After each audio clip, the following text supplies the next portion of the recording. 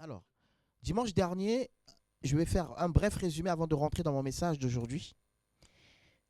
Dimanche dernier, nous avons donc parlé du jugement. Vous vous souvenez, hein? Ok.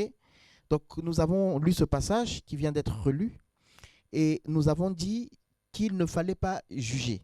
C'était ça, hein? Il ne fallait pas juger, c'est ça, hein?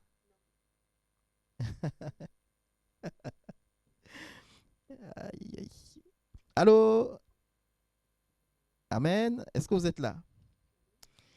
On avait dit qu'il ne fallait pas juger, c'est ça? Il ne fallait pas juger. Quelqu'un d'autre? Il fallait d'abord s'examiner soi avant de juger l'autre. Il fallait s'examiner d'abord soi-même avant de juger les autres. Et on avait dit qu'il y avait des situations où, alors, vous vous souvenez, on avait expliqué le mot juger, ça a plusieurs significations. D'accord? Donc, en fonction du contexte, juger peut vouloir dire parler à quelqu'un, lui dire les choses. Juger peut dire discerner, ça c'est bien ou c'est pas bien, c'est un jugement. D'accord?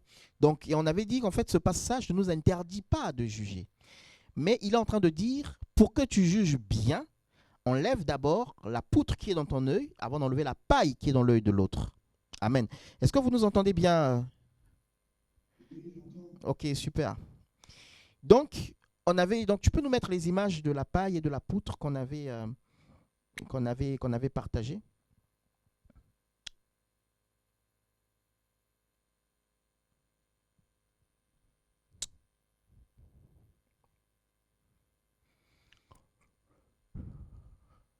Alors, donc, on avait dit que pour juger l'autre, il faut d'abord enlever l'image, la poutre qui est dans son œil. Le verset dit, si tu enlèves d'abord la poutre qui est dans ton œil, ça t'aidera, tu verras plus clair pour enlever la paille qui est dans l'œil de l'autre. Donc on voit que le jugement en termes d'aider quelqu'un, parce qu'ici c'est pour aider quelqu'un, il y a un jugement qui veut dire condamner. Vous comprenez? Il y a un jugement qui parle de condamnation, c'est-à-dire que tu dis à quelqu'un c'est fini pour toi, tu ne seras jamais sauvé, vous voyez? Ça, c'est un autre jugement. Maintenant, il y a un autre jugement qui consiste à aider quelqu'un, à lui dire que ça ne va pas. Mais avant de le faire, il faut d'abord enlever la poutre. Parce que si tu n'enlèves pas la poutre qui est dans ton œil, tu ne pourras pas voir clair pour enlever la petite paille qui est dans l'œil de l'autre. Donc en fait, c'est pour mon bien. Enlever la poutre qui est dans mon œil, c'est pour mon bien. Donc ça, c'est des images qu'on avait diffusées. Tu peux me montrer une deuxième image. Si vous voulez, je peux, euh, je peux le partager pour ceux qui sont au loin.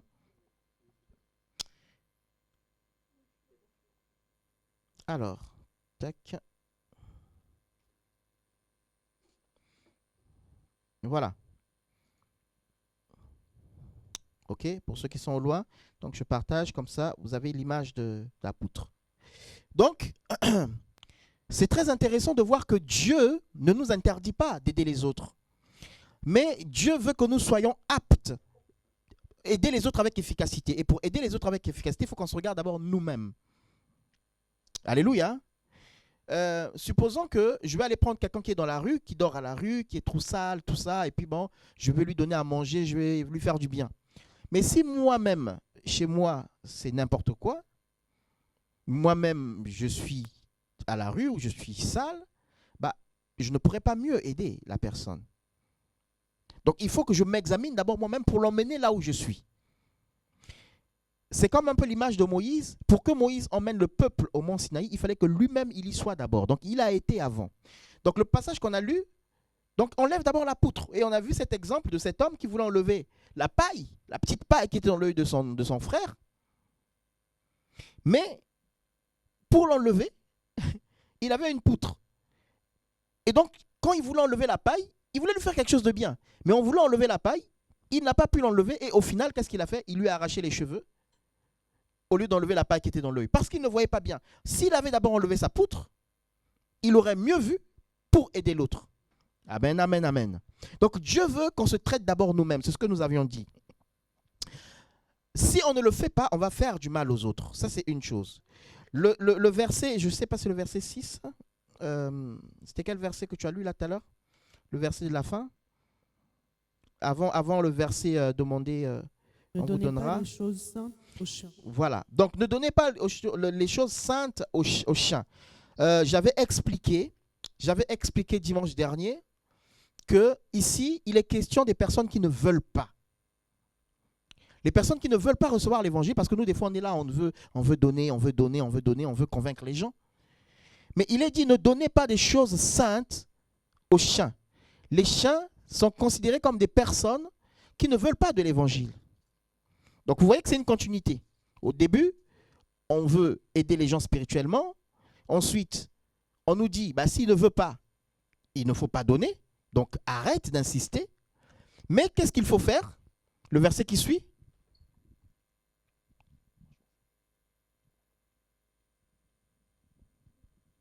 Ne jetez pas vos perles devant les pourceaux, de peur qu'ils ne les foulent aux pieds, se retournent et ne vous déchirent. Amen. Demandez et l'on vous donnera. Alors, demandez et l'on vous donnera. Cherchez et vous trouverez. Frappez et l'on vous ouvrira. Ce verset-là, presque tous les chrétiens le connaissent. Amen, amen, amen. Demandez et l'on vous donnera. Cherchez et vous trouverez. Frappez et l'on vous ouvrira. Et souvent quand on a des problèmes, Seigneur, donne-moi. Tu as dit, demandez, on vous donnera. Seigneur, donne-moi. Seigneur, aide-moi. Seigneur, soutiens-moi. Seigneur, viens à mon secours. Seigneur, je frappe. Je prie que tu m'ouvres. Mais en fait, ce verset est en lien avec les versets précédents. Donc ce verset est en train de parler de demander et l'on vous donnera. Mais ici, demandez pour qui? Donc quand il dit demander et l'on vous donnera, c'est en lien avec les versets qui précèdent. Donc ici, on demande pour qui? On demande pour le prochain. On demande pour celui qui a foulé aux pieds. On demande pour celui qui ne veut pas. C'est-à-dire que ne donnez pas au chien, ok, il ne veut pas de la parole, mais tu ne dois pas le critiquer, mais tu dois demander pour lui. Tu dois frapper, tu dois chercher pour lui. Tu dois trouver pour lui et tu dois frapper pour lui. Et l'image que je vous avais donnée, c'était vous savez, il y a les 4 hommes qui ont amené un paralytique à Jésus. Vous connaissez cette histoire? C'était pour l'autre. La Bible ne nous dit pas si ce paralytique voulait être guéri ou pas. La Bible ne nous dit pas. Mais ce que nous savons, c'est qu'il y a des hommes qui ont demandé pour lui. Ils sont arrivés, ils ont vu que il faut qu'on demande à Jésus, mais il est où? Il faut qu'on le cherche. Ils l'ont cherché. Ah, il est dans une maison là-bas. Mais cette maison-là, elle est verrouillée parce qu'il y a trop de monde, donc on ne peut pas accéder. Qu'est-ce qu'ils ont fait? Ils ont continué à chercher par où passer. Ensuite, ils ont frappé. Mais comme ils ne pouvaient pas entrer, ils sont passés par le toit. Demandez, on vous donnera pour les autres. Ça, c'est ce que Dieu attend d'un chrétien. Nous, on est tellement égoïstes qu'on prie que pour nous. Seigneur, je demande. Ah, mais lui, il a péché, ok. Mais Dieu te dit, pour celui qui a péché, demande et on vous donnera. Oh, il y a combien de témoignages des personnes pour lesquelles on a prié pendant longtemps et qui finalement se sont converties? Des personnes dont les situations ne changeaient pas, tellement endurcies. Mais des gens se sont mis à part pour prier, intercéder. Il y a eu du changement. Combien de témoignages n'est-il pas possible de donner? Amen, amen, amen. Donc là, j'ai résumé un peu ce que nous avons partagé. Il y a eu beaucoup de choses, mais je résume juste là-dessus. Donc Dieu nous dit, en réalité, de ne pas juger pour condamner. Notre jugement, ici, on peut juger, mais pour aider. Mais ça, pour le faire, il faut que nous, on aille d'abord chercher Dieu. Amen. Hein? Il faut qu'on ait le cœur de Dieu pour qu'on juge correctement. Mais on ne doit pas juger pour tuer. Alors quand je dis tuer, on se dit, ah, mais tuer, mais moi, je n'ai jamais tué. On ne doit pas juger pour condamner, pour mettre fin à la vie de quelqu'un, au projet de quelqu'un. Je vais utiliser le mot en vogue aujourd'hui, pour tuer la destinée de quelqu'un. Amen, amen, amen. Donc, ce matin, mon thème, c'est 2 types de jugements sur ta vie. 2 types de jugements sur ta vie. Vous aurez toujours 2 types de jugements sur votre vie, 2 sortes de jugements. Celui des hommes et celui de Dieu. Dans celui des hommes, il y aura un jugement qui sera humain, où on va dire qui ne vient pas de Dieu, ne vient pas de quelqu'un rempli de l'esprit. Et il y aura un jugement humain, mais qui est le résultat de la vie qu'on a reçue de Dieu. Et ensuite, il y a le jugement de Dieu. Amen. Ça me fait penser, quand je dis ça, ça me fait penser à une phrase ces derniers temps, enfin il y a quelques mois maintenant, on l'entendait beaucoup. Hein, la justice de Dieu, il y en a. Amen, amen. Ok. Donc, deux types de jugements. On va voir deux histoires, ou trois, peu importe, mais je vais essayer d'aller vite. On va voir quelques histoires, quelques exemples, où des gens ont jugé. Parce que nous avons dit quoi? On avait dit que juger, c'était prendre parti. Vous vous souvenez? La définition qu'on avait donnée du mot jugement. On avait dit que le mot jugement voulait dire prendre parti. Dans le mot jugement, il y avait aussi le fait de diviser. Il y avait le fait de gouverner, il y avait le fait de se disputer, il y a le fait de gouverner aussi. Celui qui gouverne, c'est un juge. Donc, il émet des jugements. Il y a un truc que j'avais, qui m'avait interpellé par rapport au jugement. C'est prononcer une opinion ou se prononcer par rapport à ce qui est vrai ou faux.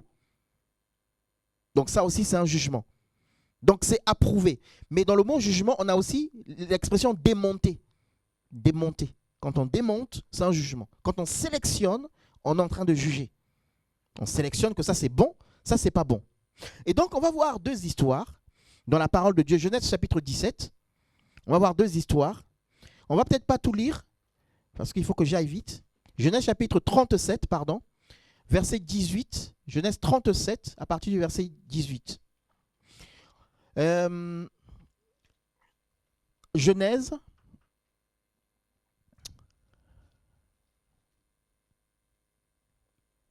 chapitre 37, à partir du verset 18. Je lis la parole. Ils le virent de loin, et avant qu'il fût près d'eux, ils complotèrent de le faire mourir. Se dirent l'un à l'autre, voici le faiseur des songes qui arrive. Venez maintenant, tuons-le, et jetons-le dans une des citernes. Nous dirons qu'une bête féroce l'a dévoré, et nous verrons ce que deviendront ces songes. Ruben entendit cela, il le délivra de leurs mains. Il dit, ne lui ôtons pas la vie. Ruben leur dit, ne répandez point de sang. Jetez-le dans cette citerne qui est au désert, ne mettez pas la main sur lui. Il avait dessein de le délivrer de leurs mains pour le faire retourner vers son père. Amen. Amen. Amen, hein? On peut s'arrêter là. Donc Genèse chapitre 37. Ici, c'est l'histoire de Joseph. Joseph a des songes. Amen. Il a un songe, Dieu lui montre par songe, donc je paraphrase, qu'un jour il va devenir roi. Hein? Un jour il va régner sur ses frères. Ok? Dieu lui montre ça 2 fois. Et il fait part de ça à sa famille. À l'époque, quand ces songes-là, enfin quand on partageait un type de ce songe, les gens comprenaient ce que ça voulait dire, comprenaient la symbolique qui était derrière.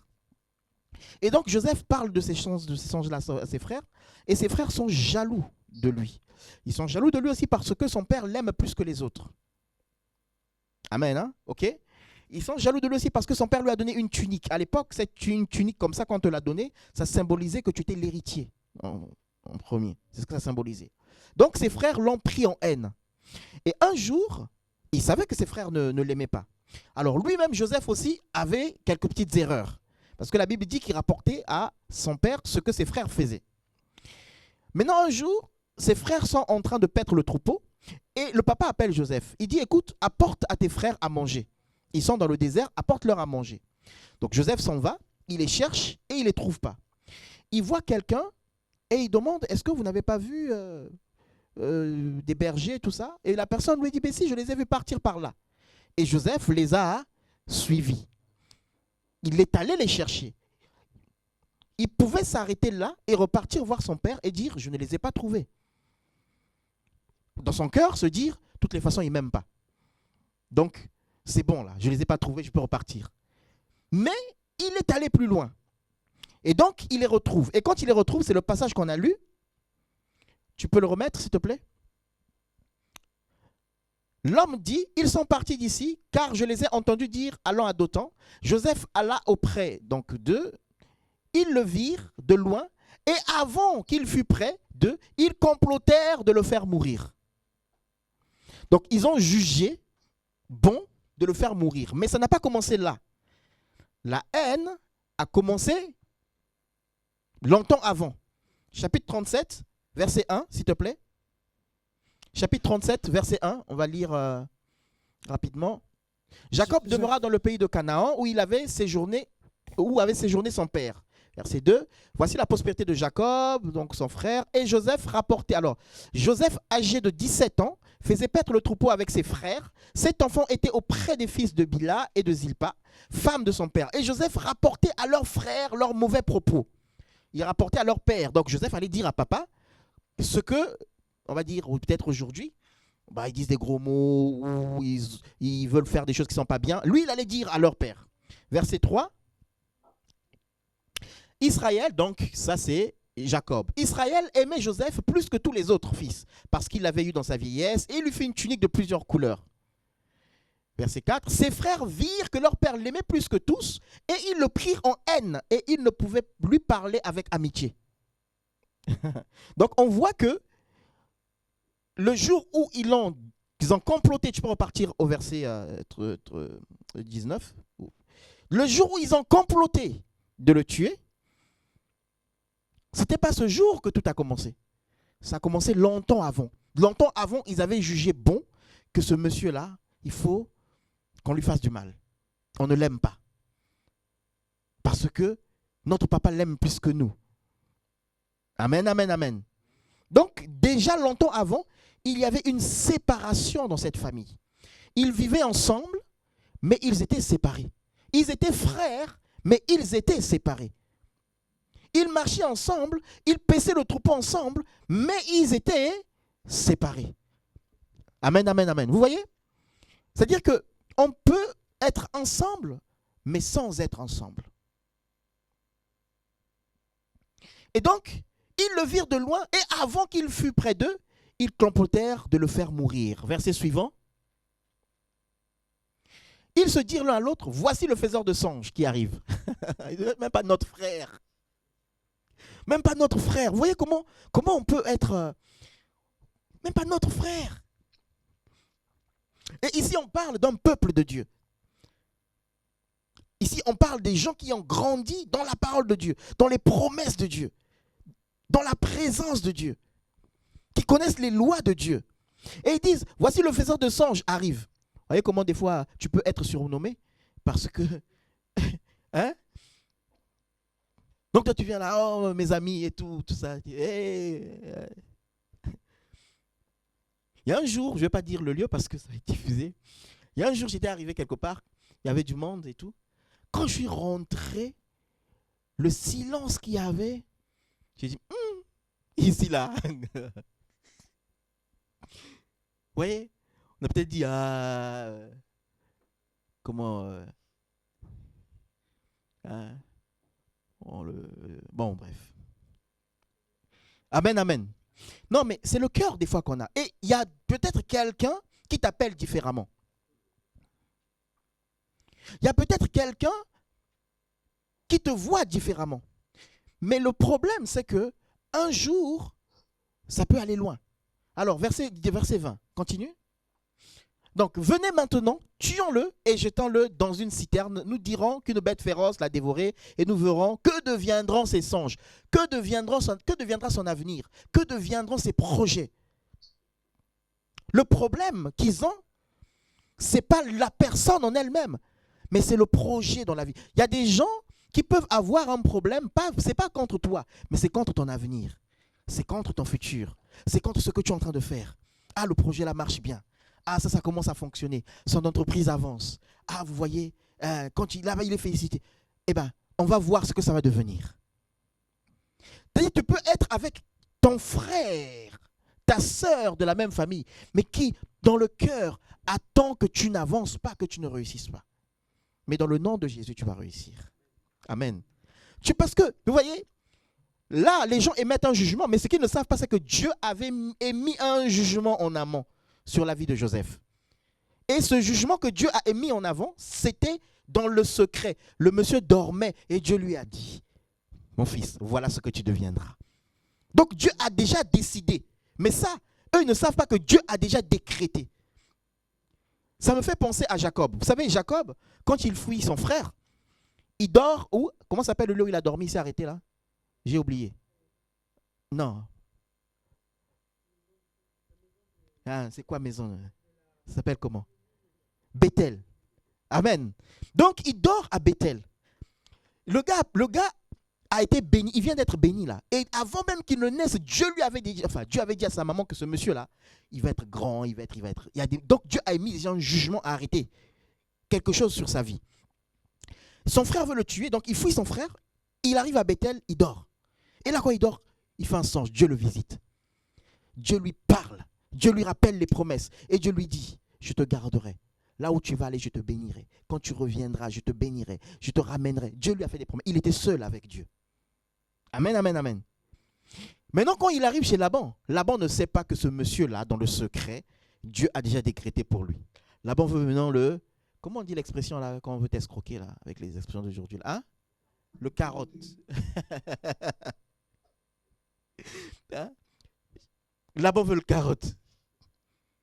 Mais Laban ne sait pas que ce monsieur-là, dans le secret, alléluia, Dieu a déjà décrété son avenir. C'est pour cela, allez dans le secret. Allez vous enfermer, faites une alliance avec Dieu. Quand vous allez sortir, peu importe ce que les gens diront, peu importe ce que les gens peuvent programmer sur vous, peu importe ce que les gens peuvent arrêter sur votre vie, ce qui va importer, c'est ce qui est fait dans le secret. Prenez le temps avec Dieu dans le secret. Et donc, il arrive chez Laban. Laban lui dit, bon, écoute, les animaux qui vont naître là, qui seront achetés, bon, ils seront à moi, les autres qui ne seront pas achetés seront à toi. Ou inversement, je ne me souviens plus de l'ordre. Et puis, comme par hasard, mais ce n'est pas le hasard, c'est Dieu. Tous les animaux qui lui étaient destinés, il y avait plus de tachetés. Si c'était les tachetés qui étaient destinés à Jacob, il y avait plus de tachetés. Donc ça, c'était son salaire. Et donc, le gars commence à s'appauvrir. Mais oui, parce que tu es en train de t'attaquer à quelqu'un qui a une alliance avec Dieu. Et cette alliance, elle est secrète. Et donc, Joseph avait une alliance secrète avec Dieu. Alléluia. Et donc, ils disent, on va voir que deviendront ces songes. Que deviendra le plan de Dieu sur sa vie? L'ennemi, quand il te voit, il dit, on va voir ce que Dieu lui a promis, là, on va voir où ça va s'accomplir. Ce que Dieu veut faire en lui, on va voir. Et donc, il va mettre en place tout un schéma pour te sortir du plan de Dieu. Dieu dit, je connais les projets que j'ai formés pour vous donner de l'avenir, de l'espérance. Et Satan lui aussi dit, moi, les projets que Dieu a formés pour toi, on va voir où ça va arriver. Et donc, il va t'emmener dans des chemins qui ne glorifient pas Dieu pour te sortir du plan de Dieu. Ou il va t'emmener des personnes qui vont te sortir, qui vont tuer le plan de Dieu. Mais ces personnes-là ont décidé en amont. Tu n'es plus leur frère. Tu n'es plus leur sœur. Alléluia. Verset suivant. Ruben entendit cela et il le délivra de leurs mains. Il dit, ne lui ôtons pas la vie. Continue. Ruben leur dit, ne répandez point le sang, jetez-le dans cette citerne qui est au désert et ne mettez pas la main sur lui. Il avait le dessein de le délivrer de leurs mains pour le retourner vers son père. Regardez, des fois, vous voyez, Ruben, c'est l'aîné de la famille. D'accord? Ruben, c'est l'aîné de cette famille-là, c'est le plus grand. Donc là, ils sont 11, puisque avec Joseph, ça fait 12. C'est ça, non? Mais non, mais Benjamin n'est pas là. Non, Benjamin n'est pas avec eux. Donc, ils sont 10. Ils sont 10, pardon. OK? Mais là, il y a le plus grand qui est Ruben. Ruben ne veut pas qu'on tue le petit frère. Mais il est au milieu. Écoutez-moi bien, suivez ce que je vais dire, s'il vous plaît. Ruben ne veut pas qu'on tue le petit frère. Qu'est-ce qu'un grand frère peut dire? Quand il a devant lui 9 autres frères qui veulent tuer leur frère, le petit frère, qu'est-ce qu'un grand frère, l'aîné, qu'est-ce qu'il peut dire? Il peut se positionner. Pourquoi il ne se positionne pas pour dire, oh, arrêtez ça, tout ça, je le ramène à la maison, personne ne va le toucher? Pourquoi il ne dit pas ça? Réfléchissons un peu. Hein? Comment? Il n'avait pas autorité sur les frères, ça peut être une raison. Il est jaloux aussi de l'amour que son père lui lui donne. Bah non, il n'est pas Donc, jaloux, puis sinon il n'aurait donc, pas, on est- il aurait pas retourné à son père. C'était son dessein là. Son objet, c'était de le retourner à son père. Mais en réalité, il avait peur. Il savait que ces gens-là étaient mauvais. Donc ça veut dire que tout le long qu'ils ont traîné ensemble, qu'ils paissaient le troupeau ensemble, ils voyaient des choses que ses frères faisaient qui étaient dangereux, qui étaient criminels, qui étaient méchants. Et il savait que s'il s'opposait frontalement, il pouvait lui-même passer. Amen, amen. Vous voyez que des fois, on est conscient. Il y a des gens qui ont un bon cœur. Ils sont conscients que là où je suis là, c'est pas bon. Mais le fait de ne pas prendre position, la Bible dit sortez du milieu d'eux. Le fait de ne pas prendre position, à un moment donné, on se retrouve dans une situation où sa propre vie est en danger. Donc en fait, tu traînes avec des meurtriers sur lesquels tu n'as pas autorité. Des gens dangereux. Donc, il avait de bonnes motivations, mais il fallait qu'il le fasse en secret. Il dit, jetons-le. Comme ça, lui, après, il va aller le prendre et le ramener à papa. Mais là, devant tout le monde, je ne peux pas le ramener parce que mes frères, là, même si c'est mes petits frères, ils peuvent me tuer. Waouh! Quelles sont les relations dans lesquelles je suis? Waouh! Quelle est la relation dans laquelle je suis? Donc, on peut voir aussi quelqu'un qui te dit non, mais ne tuons pas le projet d'un frère. Mais il ne va pas le dire clairement. Parce qu'il a peur, il sait que le milieu est mauvais. Surtout aujourd'hui entre églises, c'est chaud. Hein? On est dans des réunions des fois où mais tu entends, tu dis mais ça c'est un homme de Dieu qui parle comme ça. Il projette de détruire une autre œuvre. Et des fois il y a des gens qui sont là au milieu qui voient la méchanceté d'un pasteur, la méchanceté d'un frère, la méchanceté d'une sœur, mais qui n'arrivent pas à prendre position pour dire mais non, moi je ne fais pas ça. Ou bien je quitte ce milieu parce que c'est dangereux. Et on se retrouve dans une situation comme ça. Amen, amen, amen. Parce qu'ils ont décidé en amont. Parce qu'ils ont jugé leur frère. Ils ont jugé que leur frère était mauvais. Ils ont jugé que leur frère était orgueilleux. Ils ont jugé que leur frère, Dieu avait des plans, des desseins pour lui. Donc il fallait l'éliminer. Personne ne t'éliminera dans le nom de Jésus-Christ. Alléluia. Reste fidèle et tu demeureras, tu rentreras dans le plan de Dieu. Alléluia. Donc Joseph cherche ses frères. Et c'est par amour qu'il le fait.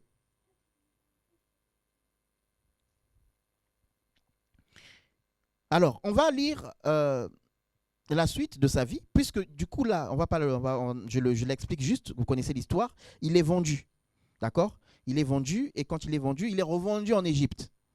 Une fois qu'il est en Égypte, il est chez qui? Ok, il est chez Potiphar. Genèse chapitre 39. Versets 6 à 23. Je vais le lire rapidement. Genèse chapitre 39, versets 6 à 23. Regardez.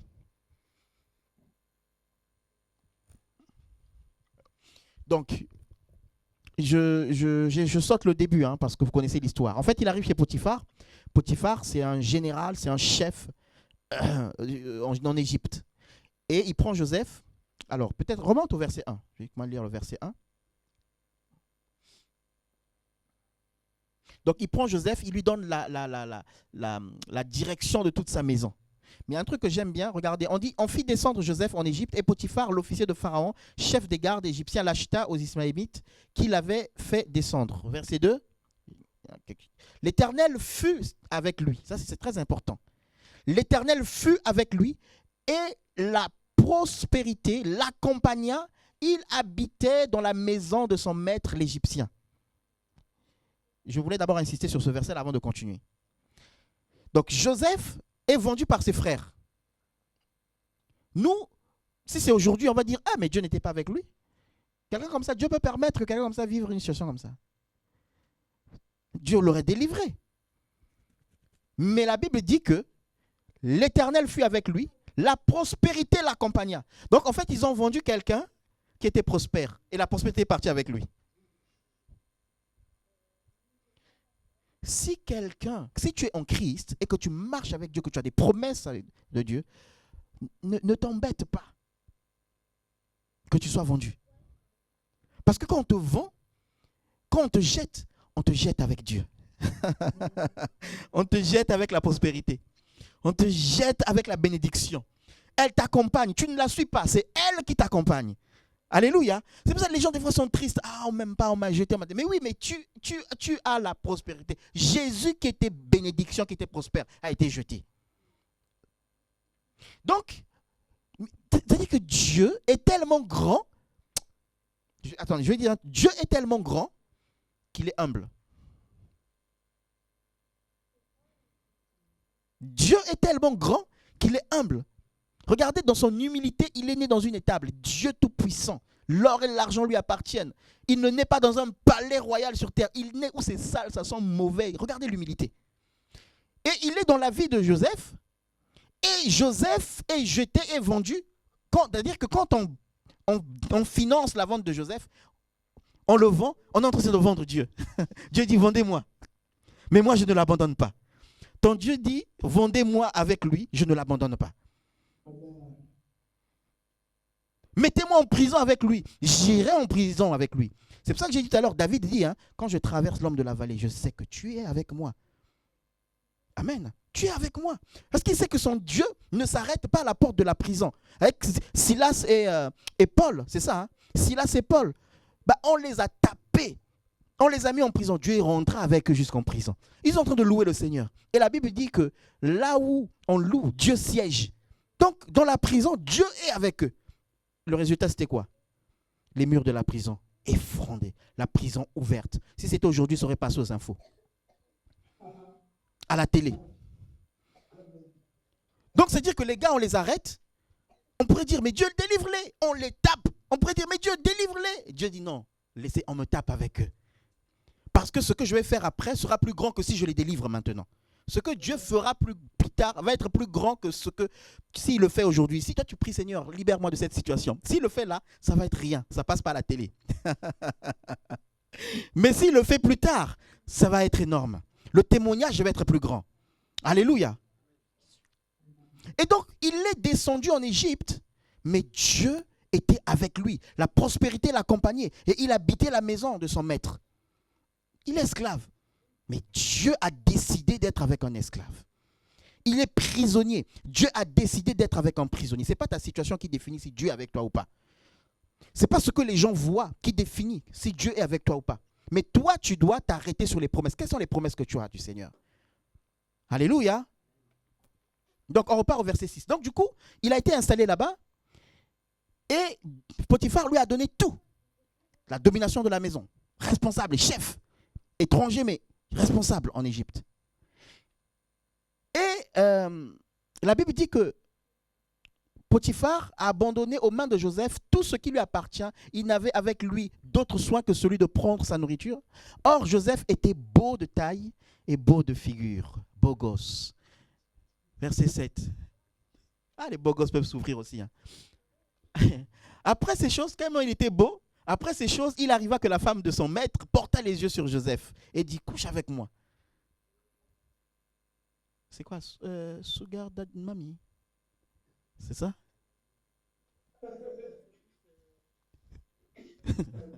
Bon, on passe seulement. Vas-y, verset 8. Ah, en tout cas. Sugar, hein, c'est ça? Cougar, pardon. Bref, gérez vos choses là-bas. Verset 8.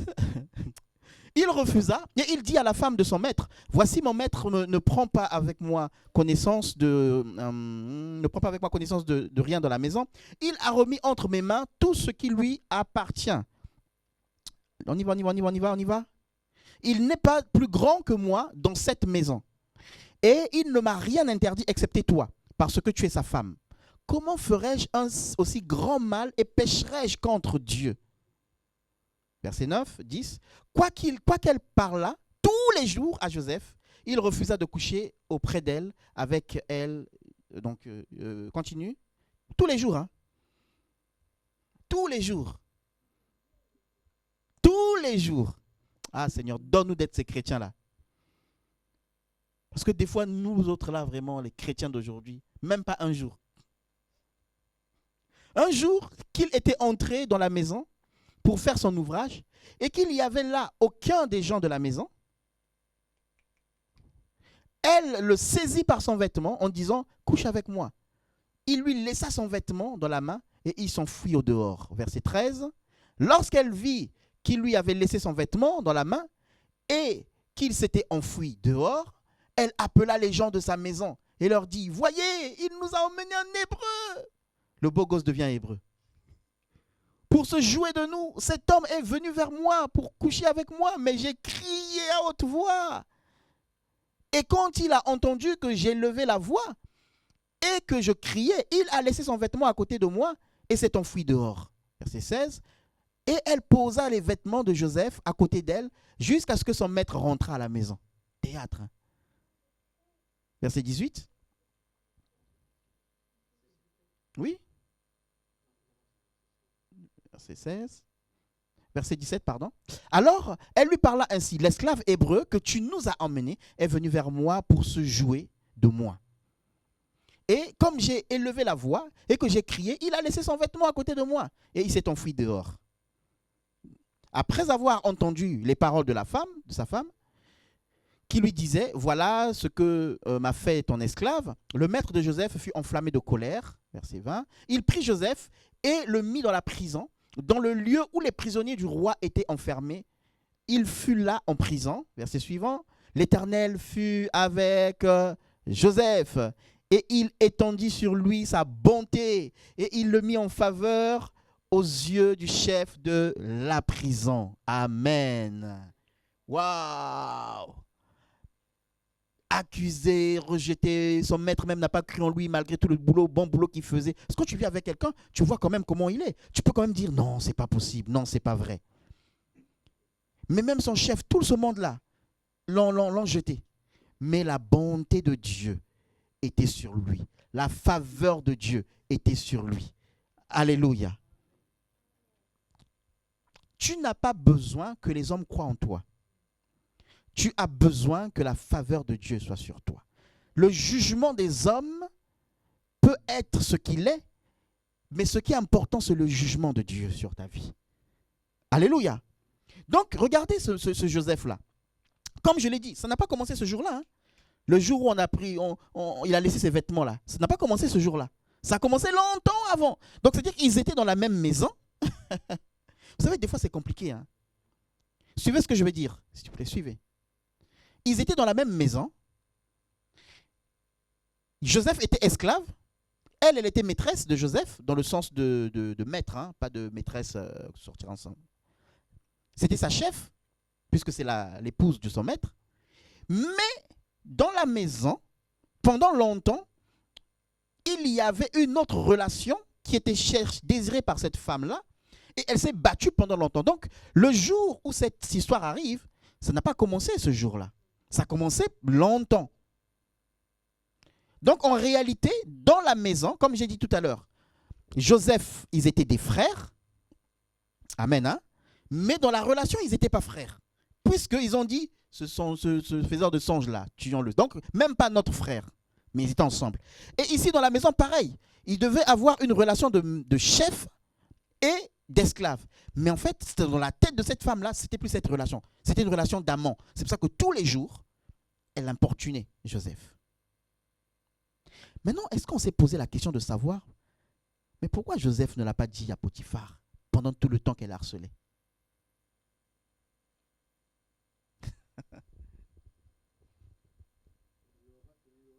Il n'aurait pas cru? Une autre réponse? Il aurait peut-être jeté en prison. On ne sait. Alors, peut-être qu'il n'aurait pas cru, ou peut-être que Joseph savait que cette femme-là s'est manipulée. Donc, si je dis ça, se retourner contre moi. Ou peut-être j'ai pas envie d'être à l'origine d'un brisement d'un couple. Alléluia. Donc, pendant tout ce temps, il y avait une lutte. Ou peut-être il faut que je sois protecteur, que je prenne sur moi. Ça, c'est l'attitude d'un homme de Dieu. Alléluia. Que je prenne sur moi. Que je supporte, que je laisse ça à Dieu. Parce que si je le dis, ça peut briser leur couple. Alléluia. Donc pendant longtemps, Joseph a gardé la situation. Mais il a refoulé, il a refusé, il a refusé. Et un bon jour, la Bible nous dit que en laissant ses vêtements, la dame a dit, ok, bon, maintenant je vais écrire. Vous savez, c'est une chanson qui dit ça. Le sentiment le plus haine de l'amour, c'est la haine. Il y a une chanson comme ça du Congo. C'est composé par un Congolais, je suis sûr, parce que c'est dans une chanson. Mais je sais plus, je sais pas qui. Mais en tout cas, le sentiment le plus proche de l'amour, c'est la haine. Et c'est pour ça que vous allez voir des gens, quand ils sont amants là, mais quand ça se sépare, c'est terrible. Je suis tombé sur une image là qui m'a fait rire. Bon, en même temps, ça fait pitié. Mais ça m'a fait rire sur... j'ai vu ça sur Facebook. En fait, c'est dans le téléphone. C'est une dame qui est avec son fils en visio. Et elle passe le téléphone au papa du garçon. Ils sont séparés. Mais c'est une photo, hein, c'est une image. Après, ils ont mis un texte. Et donc, du coup, quand ils ont fini de parler, le petit donne le téléphone à la maman. Et la maman regarde l'image, elle voit son ex. Et donc, la tête qu'elle fait, et lui aussi la tête qu'il fait, ils regardent comme ça. Ils sont... Et après, les gens ils ont mis un commentaire. Quand tu revois ton ex après avoir fini de parler avec ton enfant. Donc, ils avaient les fronts fermés, quoi. Mais ils s'aimaient. Ils s'aimaient. Est-ce que vous comprenez? Il y avait de l'amour. Mais parce qu'on n'a pas fait ce qu'elle demandait, enfin, s'il y avait de l'amour, c'était de l'amour charnel. Amen. Mais parce qu'on n'a pas fait ce qu'elle voulait, waouh, vous avez vu là, jusqu'où ça va? Cet esclave, ce n'est plus celui que je trouvais beau, que je désirais. Cet esclave, et elle a accusé Joseph. Et là où c'est compliqué, c'est qu'il n'y a pas de témoin. Ah. Ton seul témoin, c'est Dieu. Ton seul témoin, c'est ton cœur. Ton seul témoin, c'est ta vérité, c'est ta justice. C'est pour cela qu'il faut être dans la justice de Dieu. Il faut être dans la crainte de Dieu. Parce que si devant les hommes, tu es accusé, mais tu sais que dans ton esprit, tu es juste et vrai, tu es dans la paix. Je vous assure que tu es dans la paix. Même si tu as 10 000 personnes qui ne croient pas en toi, mais que tu as une seule personne qui croit en toi et que tu sais que tu es dans la vérité de Dieu, ce que tu fais est juste, eh bien tu es dans la paix. Joseph était dans la paix. Et la faveur de Dieu était avec. Donc, vous voyez, la faveur de Dieu a quitté la famille, les frères de Joseph. Elle est partie chez Potiphar. À un moment donné, Potiphar le jette en prison. La faveur descend en prison. Alléluia. Tu es l'habitation de Dieu. Tu es l'adresse de Dieu. Oikos, tu es l'adresse de Dieu. Quand tu te déplaces, Dieu se déplace avec toi. Si les gens veulent trouver Dieu, ils vont te trouver. Moi, il y a des gens, hein, quand ils sont nombreux, là, ils sont... oh Dieu, bon, il y en a quelques-uns qui défendent quand même. Qui défendent parce qu'ils ont eu ce temps avec moi dans les moments difficiles. Donc, du coup, quand on est là, quand il y en a qui critiquent, eux disent, mais non, voilà. Mais certains, là, c'est après, ils viennent. Toc, toc, toc, oui. Ah, mais telle situation, oui, ok, je prierai pour toi. Les Nicodèmes.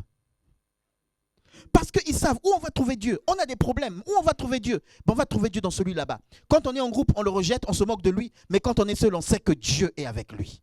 Les gens savent que Dieu est avec toi. Marche dans la justice. Et Joseph est jeté en prison. Je ne vais pas développer l'histoire de la prison, vous connaissez. Puisque la grâce est partie en prison.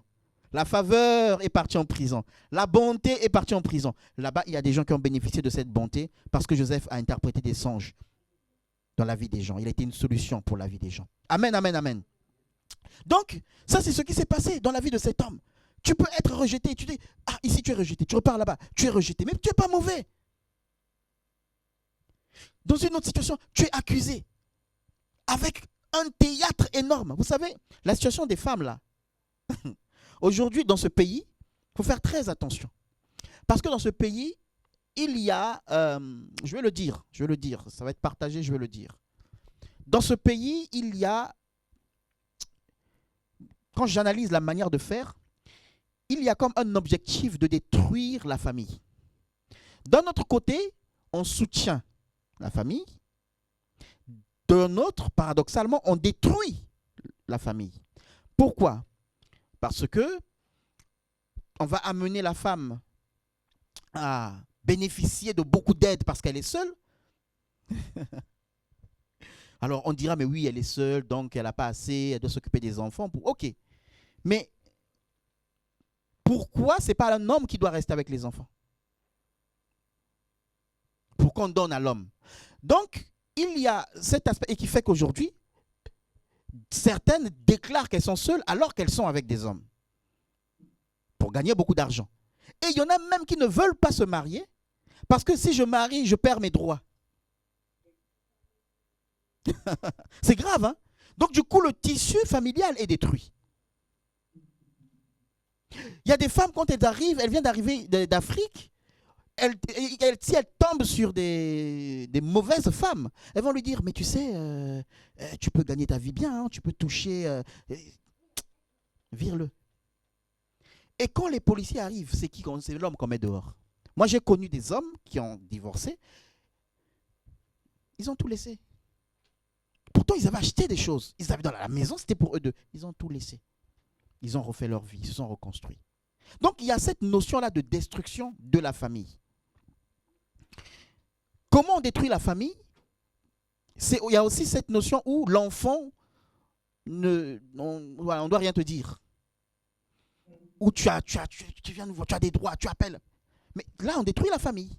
Mais en même temps, cet enfant qui est mineur, si quelque chose se passe, c'est les parents qu'on va appeler, votre enfant a fait ça. Les enfants, bon, alors là, je vais plus loin parce que, bon, là, je parle de façon générale. Mais si je pars un peu dans les détails, c'est toujours des enfants d'immigrés.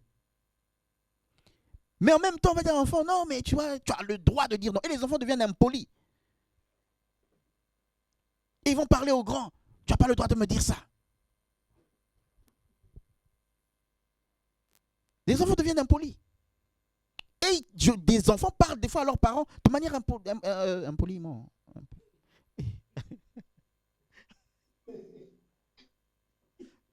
Ah, vous avez compris. La langue de Molière, vous avez compris. Impoliment. J'allais dire impolinamment. Vous voyez?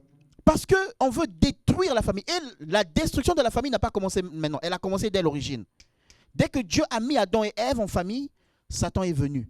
Le but de péché que Satan a porté, c'était de détruire le couple, de détruire la famille. Que les enfants naissent avec une nature pécheresse. Et dès qu'il a fait ça, Adam et Ève qui s'aimaient ont commencé à dire, c'est la femme que tu as mise à côté de moi. Les accusations ont commencé dans la famille. Est-ce que vous comprenez? Donc, dans ce pays, autre chose, toujours en parlant de femmes. Alors, je suis conscient, et c'est vrai, que beaucoup de femmes, on le voit, hein, il y a beaucoup de femmes qui vivent des homicides, qui sont tuées, ça c'est vrai. Et c'est terrible. Les violences, on les voit, mais d'un autre côté, il y a des fois de l'exagération. Et ça, je l'ai vu dans certains couples. Où l'homme est en train de pleurer, où l'homme dit, mais non, mais c'est pas vrai. Des fois, j'ai eu des gens chez moi jusqu'à 4 heures du matin. Mais c'est pas vrai. Mais comme c'est une femme qui parle, et comme on associe aussi aux autres faits, d'autres femmes qui ont souffert, eh bien forcément, c'est vrai. Et malheureusement, beaucoup d'hommes aussi vivent de l'injustice à cause de certaines femmes qui jouent le théâtre, comme la femme de Potiphar qui a joué le théâtre. Qui peut témoigner? Personne. Et donc, Joseph est jugé dans tout l'Égypte comme quelqu'un de mauvais, alors que c'est quelqu'un de bien. Et Potiphar vient juger Joseph pour dire, je te mets en prison parce que tu as voulu coucher avec ma femme. Vous voyez? Potiphar, donc, pourquoi? Parce que c'est sa femme. Donc, il y a une relation qui est là, qui fait que Potiphar n'arrive pas à être équilibré. Alléluia. La relation qu'on a entre nous, l'intimité qu'on développe, peut nous empêcher d'être équilibrés dans notre jugement. Tu peux subir des choses parce que les personnes à qui tu as affaire ont une relation. Amen. Est-ce que vous me suivez? ont une relation, une intimité qui les empêche d'être justes, d'analyser la situation avec justice. Mais dans le nom de Jésus, tu as le Seigneur qui est avec toi. Et Dieu me suffit, Dieu te suffit. Amen, amen, amen, amen. C'est-à-dire quand il se passe quelque chose, des fois c'est même dans les relations, hein, quand vous n'êtes que deux, c'est compliqué. Parce que comment tu vas témoigner? Et si la personne sait jouer le théâtre, mais tu es mal barré. Si la personne a le caractère de comment elle s'appelle, la femme de Potiphar, je ne connais pas son nom, mais tu es foutu. La Bible dit qu'elle a posé le vêtement là, elle n'a pas bougé. Elle attend jusqu'à ce que le mari revienne. Wow! C'est fort ça. Il faut vraiment être fort pour jouer comme ça. Elle a posé le vêtement. Elle dit, je bouge pas.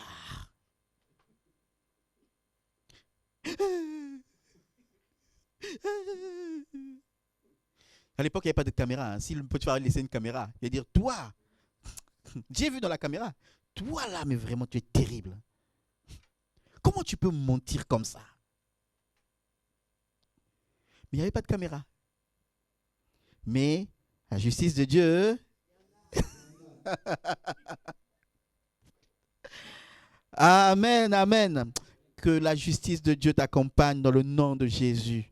Que la justice de Dieu soit intègre. Vous voyez, quand vous voulez faire des choses pour Dieu, hein, quand vous voulez être juste, vous allez souffrir, mes frères. Je vous dis la vérité. Tant que vous voudrez être juste, vous allez souffrir. Dans 2 Timothée chapitre 3, hein, où il nous est dit que ceux qui veulent marcher de manière pieuse seront persécutés. Amen. 2 Timothée chapitre 3. Si tu veux être pieux, si tu veux être juste, si tu veux être droit, les gens vont te faire souffrir. On est dans un monde où on n'aime pas les gens, où on profite d'eux, où on leur fait la misère, où on les exploite. Quand tu essaies d'être vrai, d'être transparent. 2 Timothée chapitre 3, verset 12. Or, tous ceux qui veulent vivre pieusement en Jésus-Christ seront persécutés. Verset 13. Mais les hommes méchants et imposteurs avanceront toujours plus dans le mal, égarant les autres et égarés eux-mêmes. Vous voyez? Ceux qui veulent être droits avec Dieu seront persécutés. Tu vas souffrir. Il faut savoir que si tu veux être juste, tu veux être droit, tu vas souffrir. Par contre, ceux qui sont méchants, les imposteurs, ils vont avancer dans leur mal. Tu vas voir que ça prend de l'ampleur, ça évolue. Et ils vont égarer les autres de la vérité. C'est comme la femme de Potiphar. Tout le pays a cru que Joseph l'avait violenté. Tout le pays l'a cru. Mais pourtant, Joseph voulait juste marcher de manière pieuse, de manière juste. Tu peux être persécuté parce que tu marches de manière juste avec Dieu. Alléluia. Et la Bible dit, dans Matthieu chapitre 5, il faut que tu sois heureux si tu es persécuté pour le nom de Jésus. Alléluia. Il faut que tu sois heureux si tu es condamné pour le nom de Jésus. Si tu es condamné parce que tu es dans la justice de Dieu. Donc ça, c'est ce qui se passe avec Potiphar. Potiphar jette Joseph parce qu'il avait une relation avec. Alléluia. Tu seras jeté parce que peut-être la personne qui devait te comprendre a une relation. Tu seras abandonné parce que peut-être ta maman qui devait te comprendre a une relation et aime plus son chéri que toi. Tu seras abandonné parce que peut-être ton frère, ta sœur aime plus quelqu'un d'autre que toi. Et donc la relation fait qu'il n'y a pas de justice, il n'y a pas d'équilibre, il n'y a pas d'équité, il n'y a pas d'analyse. Alléluia. Mais la Bible dit que parce qu'il était juste, parce qu'il était pieux, Dieu est descendu avec lui en prison. Amen, amen, amen. Amen. Est-ce que... alors, regardez, repars un peu dans Genèse là. Je ne l'avais pas prévu ça, mais je vais le lire juste un tout petit peu. Genèse chapitre, comme tout à l'heure, 39. Genèse 40, pardon. Va dans Genèse 40. Là, on avait fini le 39. Va dans 40. Je crois que ça doit être 40. Attends. Je peux ouvrir ma Bible. Verset 1, qu'est-ce qu'il est dit?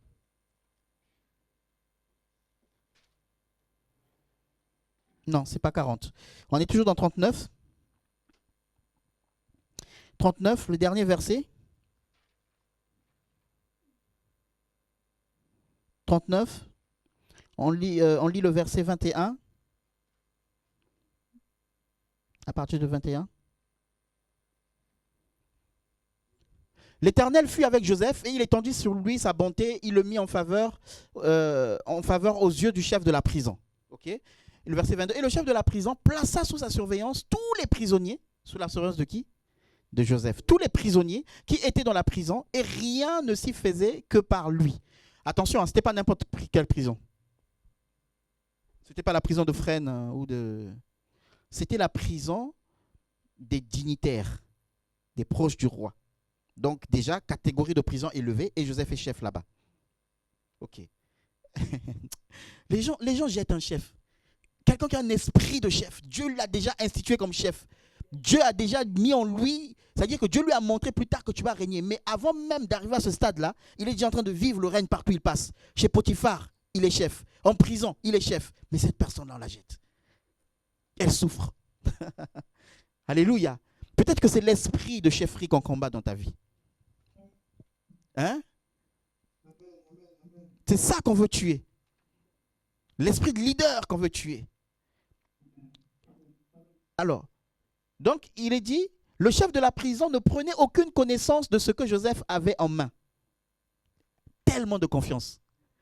Parce que l'Éternel était avec lui. Ah, que l'Éternel soit avec toi dans le nom de Jésus. Ça veut dire que lui, il voyait en Joseph l'Éternel. Oikos, maison, demeure de l'Éternel.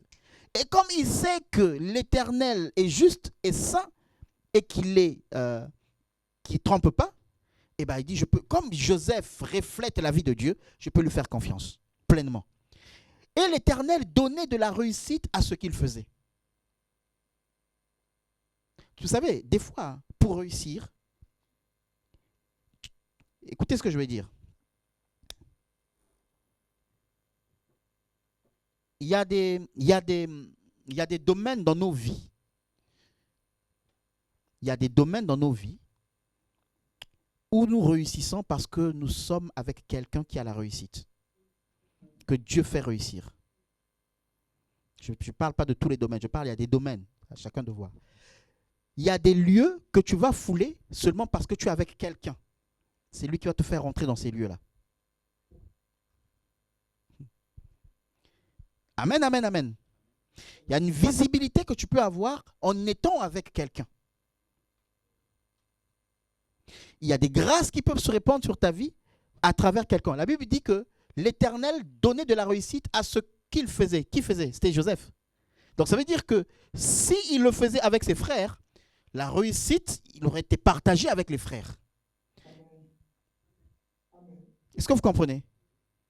Mais comme ils ont jeté la réussite. Mais plus tard, ils vont poursuivre la réussite. Alléluia. Et chez Potiphar, c'est pareil. La maison de Potiphar, on ne l'a pas lu, hein, c'était peut-être le verset 4 ou 5. Mais dans la maison de Potiphar, si vous le lisez, était bénie parce que Joseph était là. On va peut-être le lire. On remonte au verset 4 ou 5, je ne sais plus, 4. Joseph trouva grâce aux yeux de son maître, qui l'employa à son service, l'établit sur sa maison et lui confia ce qu'il possédait. Verset 5. Dès que Potiphar lui établit sur la maison et sur tout ce qu'il possédait, l'Éternel bénit la maison de l'Égyptien à cause de... Et la bénédiction de l'Éternel fut sur tout ce qui lui appartenait, soit à la maison, soit au champ. Bon, est-ce que j'ai besoin d'expliquer ça? Amen, amen, amen. Donc, Satan, pour combattre la bénédiction qui est sur ta vie, les portes que Dieu veut t'ouvrir, il va t'éloigner des gens qui sont l'accès pour ouvrir cette porte. Je ne sais pas si je me suis fait comprendre.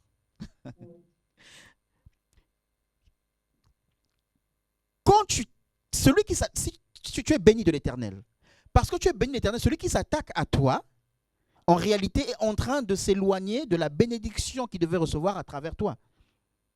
Je ne sais pas si je me fais comprendre. Alléluia.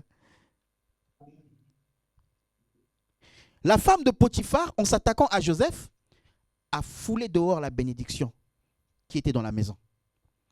Potiphar, en se séparant de Joseph, en le calomniant, tout ça, ben, la bénédiction qui était là dans la maison, elle est partie avec Joseph. Et puis on va continuer à prier, Seigneur, règle mon problème. Seigneur, bénis-moi. Mais Seigneur, s'il te plaît. Mais Seigneur, Dieu dit, mais je t'ai placé. Je t'ai donné. On va continuer. Joseph, j'ai dit Joseph. Genèse. Aïe, aïe, aïe, Joseph, trop dans ma bouche. Genèse, on continue. Genèse chapitre 39, versets 6 à 23. Ça, on l'a lu tout à l'heure. Genèse 45, versets 3 à 9. Genèse 45, versets 3 à 9. Alors, je vous ai sauté pas mal de passages. Donc, Joseph, vous connaissez l'histoire, il devient gouverneur en Égypte. Amen. Ses frères viennent, parce que là-bas où ils sont restés, je vous ai dit, il n'y a plus la bénédiction. Hein. Bon, la famine, elle était partout, hein, même en Égypte. Mais en tout cas, eux, là-bas, ils ont senti la famine. Et comme Joseph, qui était la source de bénédiction, n'est plus là, bah, on va aller chercher quelque part où il y a à manger. Mais oui, mais là-bas où il y a à manger, c'est parce que c'est Joseph qui est là-bas. Celui que vous avez chassé, celui que vous avez tué, celui que vous voulez tuer le projet. Donc, si vous aviez tué le projet là, eh ben, c'est vous-même qui devrez mourir. Vous savez, ah Seigneur, aide-nous. Quand tu tues le projet dans la vie de quelqu'un, tu es en train peut-être plus tard de fermer une porte pour ta propre vie qui allait être une bénédiction pour toi. Donc là, il s'est passé plus de 15-16 ans. Hein. Ils l'ont vendu, il s'est passé plus de 15-16 ans après, voire 18 ans.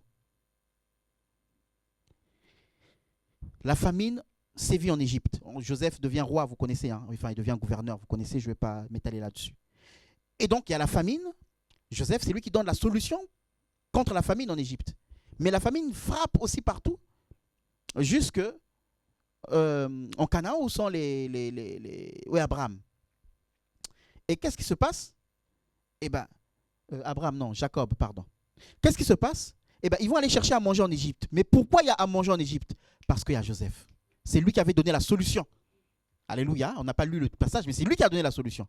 Et donc, ils savent que là-bas, mais ils ne savent pas que la solution qui est là-bas, qu'ils vont chercher, c'est Joseph qu'ils avaient vendu. Vous savez, des fois, regarde, je chasse le frère. Je dis, j'ai pas besoin de toi, tout ça, je m'en débarrasse. Et un jour, j'ai un problème. Et puis, je viens, et je sais que le problème là, ben, la bénédiction, je l'avais chassée. Maintenant, je viens voir un autre frère. Il dit, frère, est-ce que toi, tu peux m'aider pour le problème, tout ça, tout ça, tout ça. Mais en fait, ce que je ne sais pas, c'est que ce frère-là, qui va m'aider, ben, il détient de cette bénédiction de celui que j'avais chassé. Je viens en Égypte, mais l'Égypte est riche parce que il y a Joseph que j'avais chassé. Celui que j'avais méprisé. Celui à qui je n'ai pas voulu croire. Donc, ils arrivent. Et puis bon, entre-temps, il s'est passé beaucoup de situations que je ne pourrais pas vous expliquer. C'est tellement long, mais on va voir. Joseph dit à ses frères, donc là, maintenant, Joseph se dévoile. Parce que ses frères sont venus une fois déjà acheter la nourriture. Après, il leur a remis l'argent. Lui, il les a reconnus. Mais eux ne l'ont pas reconnu. Donc, c'est les versets, les chapitres qui précèdent, hein, je ne lis pas. Lui, dès qu'ils sont arrivés, lui, il les a reconnus. Mais eux n'ont pas reconnu Joseph. Attends, on va peut-être juste lire cet aspect-là. Je ne l'ai pas noté. Mais vous lirez à la maison, hein, chapitre 44, tout ça. Donc, il s'est passé pas mal de choses. Donc, la première fois qu'ils arrivent pour acheter du blé, et là, Joseph dit, mais ça, c'est mes frères. Il les a reconnus. Mais eux ne l'ont pas reconnu. Ça veut dire que, entre-temps, la situation de Joseph a changé, mais eux, leur situation est restée la même. De telle sorte qu'il les reconnaît dans leurs problèmes. Mais lui, il a tellement avancé qu'ils ne le reconnaissent même pas. Alléluia. C'est-à-dire que le jugement des hommes, c'est pour ça que j'ai dit tout à l'heure, il faut d'abord que tu enlèves la poutre. Eux, ils sont restés avec leur poutre. Et Joseph les a reconnus avec leur poutre. Pendant toutes ces années. Donc, toutes ces années, ils n'ont pas eu le temps d'enlever la poutre. Ils sont restés dans la même situation. Amen, amen, amen, amen. Et Joseph avait avancé. Et donc, Joseph, maintenant, à un moment donné, il ne supporte pas de se cacher parce qu'il leur a fait faire beaucoup de choses quand même, qui étaient assez difficiles. Et c'était dur pour lui. À un moment donné, il fallait qu'il cède.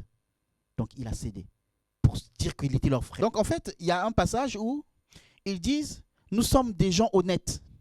Il dit ça à Joseph. Là, ils ne savent pas que c'est Joseph. Parce que Joseph leur demande, mais vous êtes combien? Ils disent, voilà, on est 12, mais il y en a un qui est resté avec notre père. Et il y en a un qui a disparu ou qui a été dévoré par un animal. Et nous sommes des serviteurs des honnêtes gens. Vous voyez comment les gens mentent, mais en même temps, ils disent, on est des honnêtes gens. Si vous trouvez, je ne sais pas si c'est le 44 ou ça doit être le 44 ou le 45. Nous sommes des honnêtes gens. Vous voyez qu'ils n'ont pas changé. Ils n'ont pas enlevé la poutre qui est dans leur œil. Ils sont toujours comme ça. Mais ils sont aptes à juger Joseph. Pour dire, non, ces rêves, on verra où ils vont s'accomplir. Amen, amen, amen. Donc, on revient à notre passage. Donc, il dit, au chapitre 45, du coup, là, c'est ça, hein? Joseph dit à ses frères, je suis Joseph. Mon père vit-il encore? Mais ses frères ne purent lui répondre, car il était troublé en sa présence. Joseph dit à ses frères, approchez-vous de moi. Ils s'approchèrent et il dit, je suis Joseph, votre frère, que vous avez vendu pour être mené en Égypte. On continue. Maintenant, ne vous affligez pas et ne soyez pas fâchés de m'avoir vendu pour être conduit ici, car c'est pour vous sauver la vie que Dieu m'a envoyé devant vous. Vous voyez, il enlève la culpabilité qu'ils ont. Il enlève la culpabilité. Continue. Voilà 2 ans que la famine est dans le pays, et pendant 5 années encore, il n'y aura ni labour ni moisson. On y va. Dieu m'a envoyé devant vous pour vous faire subsister dans le pays et pour vous faire vivre par une grande délivrance. Verset 8. Ce n'est donc pas vous qui m'avez envoyé ici, mais c'est Dieu qui m'a établi père de Pharaon, maître, vous vous rendez compte, père de Pharaon. Dieu m'a établi. Tu sais, si vous voulez être propulsé, il faut que les gens vous donnent des coups de pied. Des fois, il faut qu'on te chasse pour que tu rentres dans le plan de Dieu. Vous voyez? La Bible dit que c'est dans Philippiens chapitre 2 que Jésus a été souverainement élevé. Il s'est fait homme, il s'est fait serviteur jusqu'à être crucifié à la croix.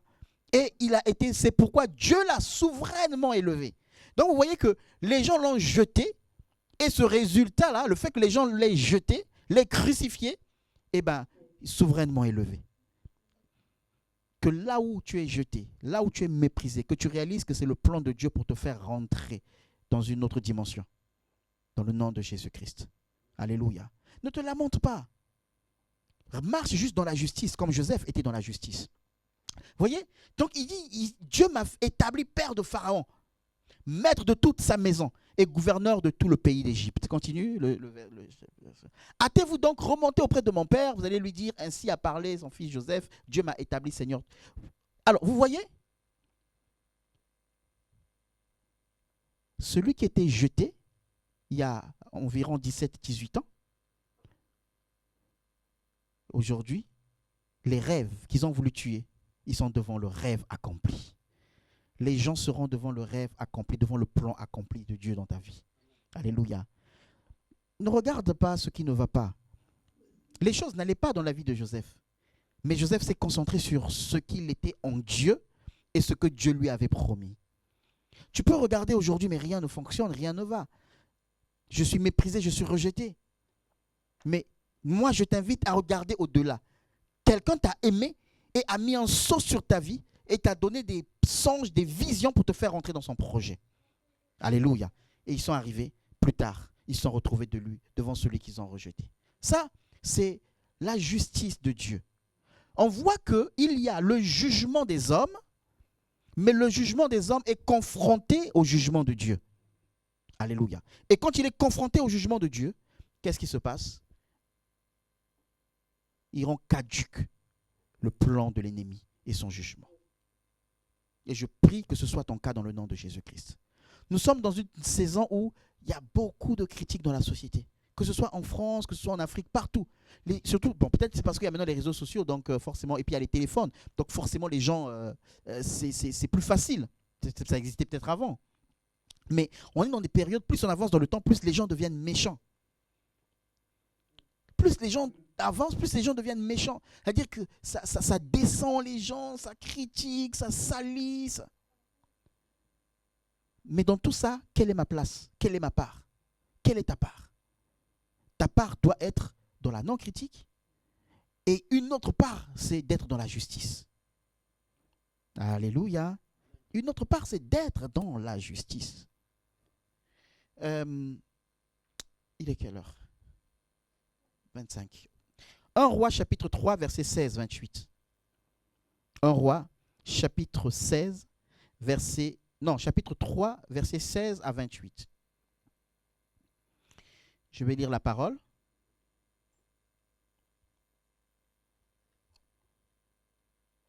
Un roi chapitre 3, verset 16 à 28. Un jour, 2 prostituées viennent se présenter devant le roi Salomon. La première dit, « Mon roi, écoute-moi, je t'en prie. Moi et cette femme, nous habitons la même maison. J'ai eu un enfant à un moment où elle était là. 3 jours après, elle aussi a eu un enfant. Nous vivons seuls dans la maison. Il n'y a personne d'autre que nous deux. Cette nuit, le fils de cette femme est mort parce qu'elle s'est couchée sur lui. Alors, elle s'est levée au milieu de la nuit. Pendant que je dormais, elle a pris mon fils qui était à côté de moi et elle l'a couché dans son lit. Puis, elle a mis son fils mort à côté de moi. Ce matin, je me suis réveillé pour allaiter mon enfant et je l'ai trouvé mort. Quand il a fait jour, je l'ai bien regardé, mais ce n'était pas mon fils, celui que j'ai mis au monde. À ce moment-là, l'autre femme se mit à crier. « Ce n'est pas vrai! Mon fils, c'est celui qui est vivant! Ton fils, c'est celui qui est mort! » J'imite bien la femme là.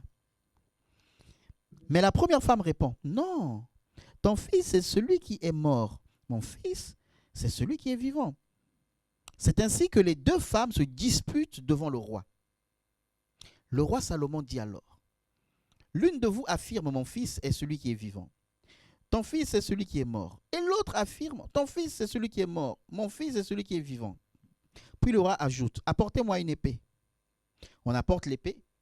Le roi donne cet ordre, « Coupez l'enfant en 2 et donnez-en la moitié à chaque femme. » La mère de l'enfant vivant est bouleversée parce qu'elle aime beaucoup son fils. Elle dit, « Mon roi, pardon.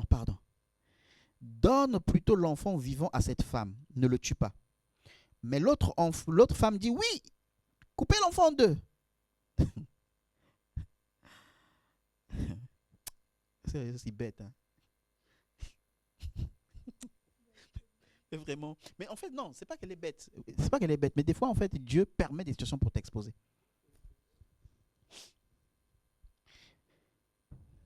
Dieu permet des situations des fois pour t'exposer. Des fois, il y a des choses, tu sais pas, tu les dis comme ça, mais Dieu est en train de t'exposer. Des fois, tu dis juste comme ça, en rigolant, en blaguant, mais il y a une autre lecture. Elle peut paraître, enfin, c'est ridicule quand même de dire non, tu es l'autre bébé. On pourrait se dire elle a un problème dans la tête. Et donc, coupez l'enfant en 2. Ainsi, il ne sera ni à toi ni à moi. Regardez ce qu'elle rajoute. Alors le roi prend la parole et dit, donnez l'enfant à la première des 2 dames, des 2 femmes. Oui, c'est elle qui est la mère de l'enfant vivant. Et tout Israël apprenait le jugement que Salomon a rendu. Ils sont remplis d'un grand respect envers le roi. En effet, ils constatent que Dieu l'a rempli de sagesse pour rendre la justice. Amen.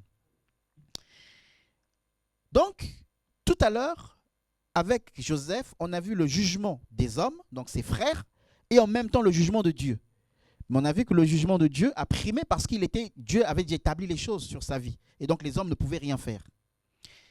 Et ici, on va encore voir, ici, Dieu n'est pas cité. Hein? On est d'accord, hein? Dans le passage, Dieu n'est pas cité. Là, c'est dans la société, la vie de la société, gérer les situations entre les humains. Et on voit un Salomon qui prend une décision avec beaucoup de sagesse. Les deux femmes disent c'est mon enfant. Donc l'autre dit c'est mon enfant. À l'époque, il n'y avait pas d'épreuve d'ADN, il n'y avait pas de... C'était compliqué. Donc c'est pas comme aujourd'hui, on pourrait dire oh mais l'enfant on pouvait bien savoir de qui il était. Il n'y a pas de preuve. En plus, elles étaient que deux. Maintenant, toi, il faut régler le problème.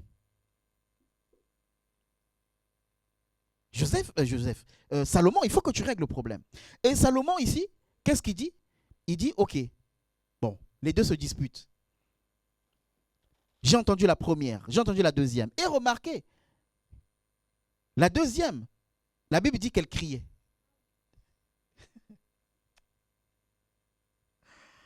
Ah Seigneur.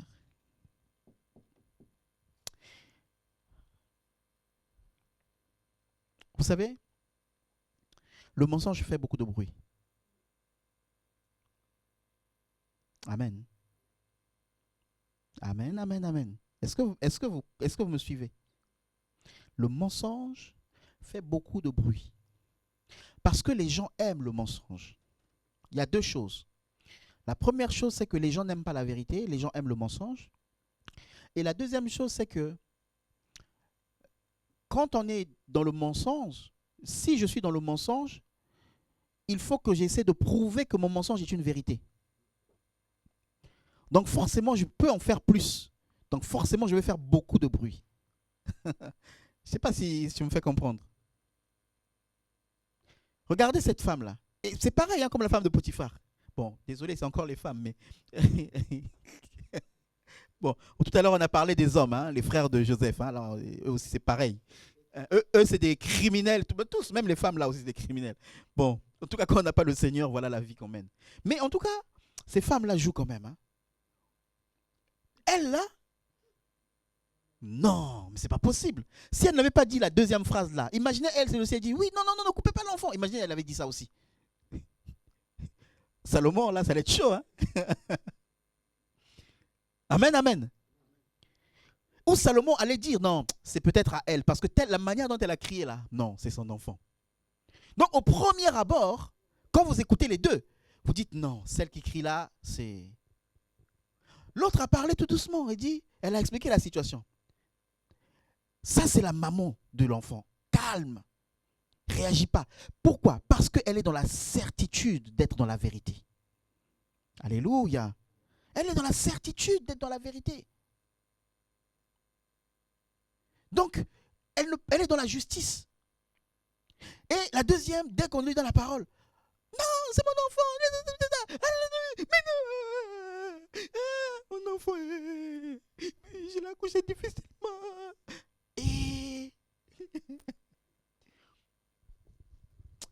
déjà, on a vu des fois, on a vu des scènes. Pardon. Des fois, dans des situations, on a vu des scènes des fois. Donc, tu vois, la personne pleure. Moi aussi, je pleure. Alors qu'elle ment. Donc, elle m'a fait pleurer dans son mensonge. J'ai participé. Maintenant, quand tu vas parler avec l'autre personne, tu te rends compte que, voilà, c'était pas totalement ça. Donc là, après, quand tu rentres à la maison, tu regrettes, tu dis, ah, mes larmes. Vous voyez? Et c'est le jeu d'acteur. C'est pour ça que la Bible parle d'hypocrite. L'hypocrite, c'est un masque. C'est pas ce que tu es en fait. Tu joues un rôle. L'hypocrite veut dire, c'était en théâtre. Hein? En théâtre, donc ceux qui prenaient un rôle, ils jouaient un jeu. Et malheureusement, surtout dans le milieu chrétien, il y a beaucoup d'hypocrisie. Que Dieu nous délivre dans le nom de Jésus. Alléluia. Que Dieu nous délivre. Et donc cette femme-là, elle crie. Et quand elle crie, elle finit, ok, bon, le roi dit non, mais là c'est compliqué là. Bon, je ne vais pas continuer à leur poser des questions parce que ça va être chaud. Donnez-moi une épée. On va couper l'enfant en deux. Et puis, mais non, il ne faut pas couper. Donnez à la femme. Vous voyez l'amour. Donnez l'enfant, que l'enfant vive. Non, c'est-à-dire que, vous voyez, je veux dire, vous savez, écoutez ce que je vais dire s'il vous plaît. Je ne sais pas, ça me vient comme ça, là maintenant. Vous savez, considérons que l'enfant comme un projet. Un projet que vous avez enfanté, vous n'avez pas la même manière de le porter que quelqu'un d'autre qui le veut. Est-ce que je me fais comprendre? Quelqu'un peut vouloir, vous savez, comme dans les entreprises, là, on veut voler une société. Voilà. Quand tu as porté un projet, quand tu as porté un enfant, tu n'as pas la même manière de considérer cette affaire que d'autres personnes qui ne l'ont pas enfanté. Est-ce que je me fais comprendre? Elle a enfanté cet enfant. Et donc, quand ici, on dit, ok, on va couper en deux, elle dit non, je préfère que l'enfant vive. Je préfère que mon projet vive, même si c'est dans les mains de quelqu'un d'autre. Parce que je sais combien j'ai souffert pour l'avoir. Parce que je sais combien j'ai souffert pour porter. Une personne qui n'a pas porté, elle va récupérer, elle va foutre le bazar. Elle va détruire. Quand vous voyez quelqu'un qui détruit, ça veut dire qu'il ne porte pas. Pourtant, il veut la chose. Pourtant, il réclame la chose. Mais en même temps, il est prêt à détruire la chose. Elle réclame l'enfant. Mais en même temps, elle est prête à détruire l'enfant. Que le Seigneur nous délivre de la confusion dans le nom de Jésus-Christ. Alléluia. Et donc, Joseph, qu'est-ce qu'il fait? Il traite la situation avec sagesse. Et les derniers versets nous disent quoi? Les derniers versets nous disent, regardez ce qu'il dit. Il dit, tout Israël apprenne le jugement de ce que Salomon a rendu. Ils sont remplis d'un grand respect envers le roi. En effet, ils constatent que Dieu l'a rempli de sagesse pour rendre justice. Donc, pourquoi Salomon a traité le problème? Pourquoi il a été juste, équitable? Parce qu'il était rempli de... Donc, c'est un homme, là, ce n'est pas Dieu, mais parce qu'il s'appuie sur Dieu, il arrive à traiter le problème avec sagesse. Vous vous souvenez, on ne va peut-être pas le lire, mais vous vous souvenez, Salomon a demandé la sagesse, vous vous souvenez? À Dieu. Pour gouverner. Salomon a demandé la sagesse. Dieu l'a visité. Salomon est venu voir Dieu, il a fait une offrande. Et Dieu lui demande, qu'est-ce que tu veux que je te donne pour que tu gouvernes cette nation? Salomon dit, je ne veux que la sagesse. Et Dieu lui a dit, parce que tu as demandé la sagesse, je vais te donner aussi la richesse. Mais Salomon était seul. Il s'est enfermé. Il est allé prier. Alors, c'était dans un songe. Mais ce songe-là, il a eu, je crois que c'est à Gabaon qu'il a eu ce songe-là. Il était parti pour faire des sacrifices, offrir 1000 animaux. Donc, il est parti dans un temps de communion avec Dieu. Et dans ce temps de communion, Dieu l'a visité. Et Dieu lui a demandé, qu'est-ce que tu veux que je te donne? Mais ça, c'est le résultat de quelqu'un qui s'est retiré, qui s'est enfermé pour entendre Dieu. Si nous ne nous enfermons pas pour aller chercher Dieu, nous n'aurons pas la sagesse. Et quand il y aura des problèmes, notre réaction sera charnelle. On ne pourra pas juger selon la sagesse. Parce que nous ne nous sommes pas retirés pour aller chercher Dieu. Donc quand on voit Salomon régler le problème comme ça, tout le monde veut être Salomon. Ah ouais, purée, Salomon, tout ça. Oui, tu veux être Salomon, paye le prix de Salomon. Va prier. Jacques chapitre 1, on va finir par ce passage. Jacques chapitre 1, à partir du verset 2. Donc va prier. Si tu veux être sage comme Salomon, va prier. Beaucoup de chrétiens, quand ils prient, ils disent, Seigneur, je ne te demande pas l'argent. Mais au fond, ils demandent l'argent. Au fond, ils ont besoin d'argent. Mais ils disent, Seigneur, je ne te demande pas l'argent, je te demande seulement la sagesse. Mais au fond, ils se disent, comme je vais demander la sagesse, Dieu va rajouter beaucoup d'argent. Comme il a fait pour Salomon. Non, là, Dieu voit la motivation. Il dit, niet. Regardez, mes frères, regardez comme un sujet de joie complète les diverses épreuves auxquelles vous pouvez être exposés. Hein, suivez bien. Hein. Regardez comme un sujet de joie les diverses épreuves auxquelles vous pouvez être exposés. Donc, il faut que tu les prennes comme un sujet de joie. C'est difficile ce que je suis en train de dire là. Enfin, ce que la Bible dit. Il dit, quand tu as des épreuves là, quand c'est difficile, prends-les comme un sujet de joie. Waouh! Moi, on me fait des problèmes et puis toi, tu veux que je prenne ça comme un sujet de joie? Hein? C'est pas possible. Et il dit, donc, verset 3, il dit, sachant que l'épreuve de votre foi produit la patience. Donc, en fait, même si tu souffres parce qu'on ne t'aime pas, même si tu as des problèmes, mais ça va produire en toi la patience. Ensuite, mais il faut que la patience accomplisse parfaitement son œuvre. Donc, tu as un problème. Les gens t'injurient, tout ça. en toi, au lieu que ça bouillonne, ça produit en toi la patience. Donc calme, zen. Mais ce calme-là, ce zen-là, cette zénitude, doit produire quelque chose. Il dit il faut qu'il accomplisse parfaitement son œuvre. Donc la patience que tu manifestes là, en fait, ça produit quelque chose en toi. Afin que vous soyez parfaits et accomplis, sans faillir en rien. Donc quand je suis patient, les gens me font du mal, mais je garde le calme. Je suis patient, je m'attends au Seigneur, je lui demande et tout ça. En fait, quand je fais ça, je deviens parfait et accompli. Donc ça veut dire que derrière l'épreuve, il y a le moyen d'être accompli, d'être réalisé. Tu sais, on dit souvent, il faut te réaliser dans la vie. Et oui, mais les épreuves vont nous réaliser. Comme on dit à Paris, c'est pour garçons, comment on dit ça. Paris, c'est pas pour petits garçons, ou c'est pas, je sais pas, pour dire que pour être en France, c'est pas pour des gamins, quoi. Il faut être garçon. Tu vois.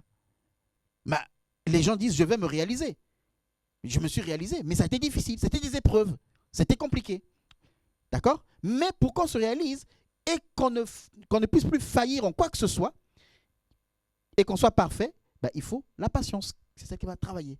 De telle sorte que plus tard, quand il y a un souci, la patience, je l'ai déjà développée. Je ne peux plus faillir en quoi que ce soit. Amen, amen, amen. Le verset 5.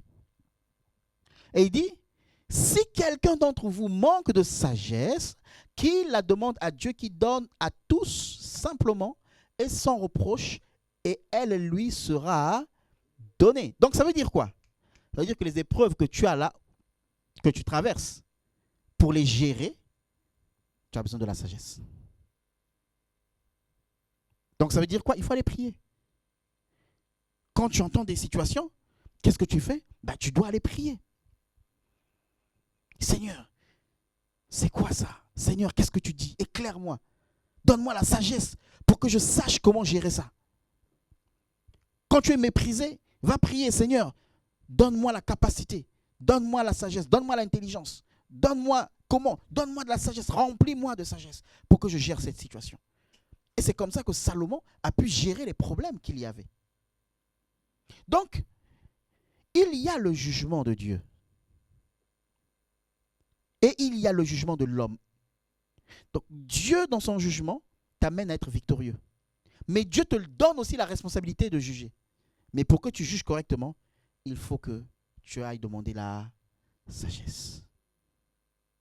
Alléluia. Parce que tu le veuilles ou non, tu seras obligé de prendre position et des fois de dire les choses.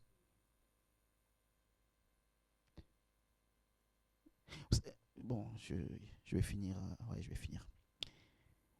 Il y avait des choses que je ne comprenais pas encore à l'époque quand je n'étais pas pasteur.